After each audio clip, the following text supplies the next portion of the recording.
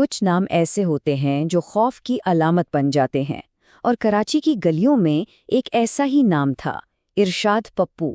آج ہم Lyari gang war کے اسی مرکزی کردار کی کہانی میں گہرائی سے اتریں گے۔ یہ جرائم، طاقت اور ایک بہت ہی المناک انجام کی داستان ہے۔ لیکن بات صرف ایک شخص کی نہیں ہے۔ اصل سوال تو یہ ہے کہ آخر ایسا ہوتا کیسے ہے؟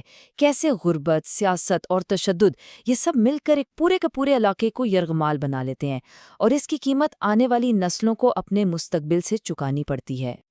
تو ارشاد پپو کی پوری کہانی کو سمجھنے کے لیے ہم اس کے سفر کو ان حصوں میں دیکھیں گے۔ سب سے پہلے کہ وہ تھا کون، پھر جرائم کی دنیا میں اس نے قدم کیسے رکھا، طاقت تک کیسے پہنچا اور دشمنیاں کیسے بنی، لیاری گینگ وار اپنے عروج پر کیسی تھی، پھر دیکھیں گے کہ اس گینگ لیڈر کا انجام کیا ہوا، اور آخر میں بات کریں گے کہ پپو کے بعد لیاری کا کیا بنا۔ چلیں تو پھر شروع کرتے ہیں۔ سب سے پہلے یہ جاننا بہت ضروری ہے کہ آخر یہ ارشاد پپو تھا کون اور اس کی کہانی شروع کہاں سے ہوئی۔ دیکھیں، اس کا اصل نام تو ارشاد الحق تھا، لیکن جرائم کی دنیا میں، خاص طور پر لیاری کی گلیوں میں، وہ ارشاد پپو کے نام سے جانا جاتا تھا۔ وہ دادا گروپ کا ہیڈ بنا، جو اس وقت لیاری کے سب سے طاقتور گروہوں میں سے ایک تھا، اور بس یہیں سے وہ اس خونی جنگ کا ایک مرکزی کردار بن گیا۔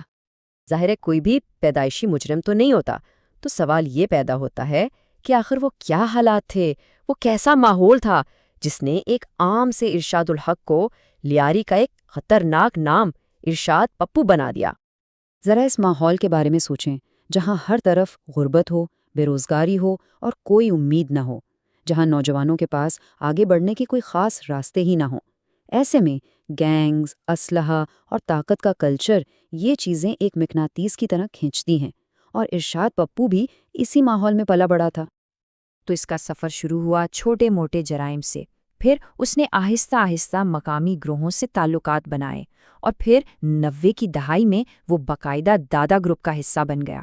بس یہاں سے اس نے پیچھے مڑ کر نہیں دیکھا۔ منشیات، بھٹا خوری، اسلحے کا کاروبار، وہ ان سنگین جرائم کی دلدل میں گہرائی تک دھنستا چلا گیا۔ تو ایک عام سا کارندہ ایک گینگ کا سربراہ کیسے بن گیا، اور وہیں سے اس کی سب سے بڑی اور سب سے خونی دشمنی کی کہانی کیسے شروع ہوئی؟ چلیں اب اس پر نظر ڈالتے ہیں۔ اس کی زندگی میں سب سے بڑا موڑ تب آیا جب دادا گروپ کا لیڈر عطا اللہ دادا مارا گیا۔ اب ظاہر ہے طاقت کا یہ خلا زیادہ دیر خالی تو رہنا نہیں تھا۔ ارشاد پپو نے اسی موقع کا فائدہ اٹھایا اور گروپ کی قیادت سنبھال لی۔ اور بس یہیں سے لیاری کی تاریخ کے شاید سب سے خونی باب کا آغاز ہوتا ہے۔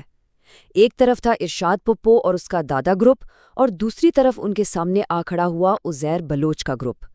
لیاری پر کنٹرول کی یہ جنگ اتنی شدید تھی کہ اس نے پورے علاقے کو ایک نہ ختم ہونے والے میدان جنگ میں بدل کر رکھ دیا۔ خاص طور پر سن 2000 سے لے کر 2013 تک کا جو دور تھا، وہ لیاری گینگ وار کا عروج سمجھا جاتا ہے۔ اس وقت حالت یہ تھی کہ لیاری جیسے دو حصوں میں بٹ گیا تھا۔ ہر گلی، ہر محلہ ان دو گروہوں کی جنگ کی زد میں تھا۔ اور یہ کوئی عام لڑائی نہیں تھی۔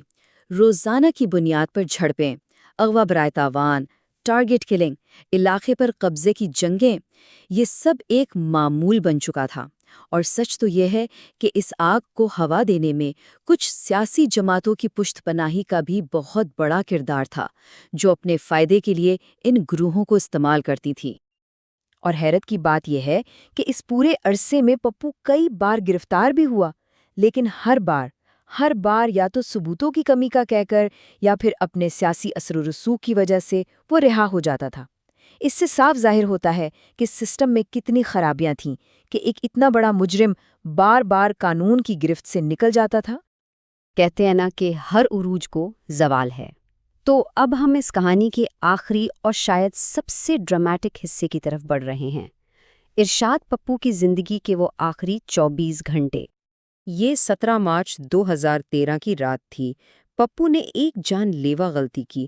وہ اپنے ایک دوست اور ایک پولیس اہلکار کے ساتھ واپس لیاری میں داخل ہو گیا، لیکن تھوڑی ہی دیر بعد اس کے مخالف گروہ کو خبر مل گئی اور انہوں نے اسے چاروں طرف سے گھیر لیا۔ پپو اور اس کے ساتھیوں کو پکڑ لیا گیا، اور پھر اس کا انجام بہت بے رحمانہ ہوا۔ اسے اس کے مخالف گروہ نے بے دردی سے قتل کر دیا۔ اچھا، جب ایک اتنا بڑا گینگ لیڈر مارا جاتا ہے تو اس کے بعد کیا ہوتا ہے؟ کیا علاقے میں امن آ جاتا ہے یا حالات اور خراب ہو جاتے ہیں؟ چلیں دیکھتے ہیں کہ ارشاد پپو کی موت نے لیاری پر کیا اثر ڈالا۔ تو ہوا یہ کہ اس کی موت سے فوری طور پر امن قائم نہیں ہوا، بلکہ اس سے لیاری کے جرائم کی دنیا میں ایک بہت بڑا طاقت کا خلا پیدا ہو گیا۔ یعنی ایک بڑا کھلاڑی تو کھیل سے باہر ہو گیا، لیکن خونی کھیل ابھی ختم نہیں ہوا تھا۔ پپو کی موت کے جو اثرات ہوئے ان میں سب سے پہلا تو یہ تھا کہ دادا گروپ تقریباً ختم ہی ہو گیا۔ اس کا سیدھا فائدہ اس کے مخالف ازیر بلوچ گروپ کو ہوا، جس کا اثر اور بڑھ گیا۔ لیکن ساتھ ہی اس واقعے نے قانون نافذ کرنے والے اداروں کو بھی ہلا کر رکھ دیا اور انہوں نے بڑے پیمانے پر آپریشن شروع کیے، اور پھر کئی سالوں کی کوششوں کے بعد آہستہ آہستہ لیاری میں امن بحال ہونا شروع ہوا۔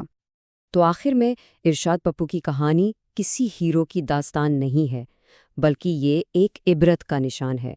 یہ ایک بہت واضح پیغام ہے، ایک تنبیہ ہے کہ جرائم کی دنیا آخرکار اسی انجام تک لے جاتی ہے، چاہے کوئی کتنا ہی طاقتور کیوں نہ بن جائے۔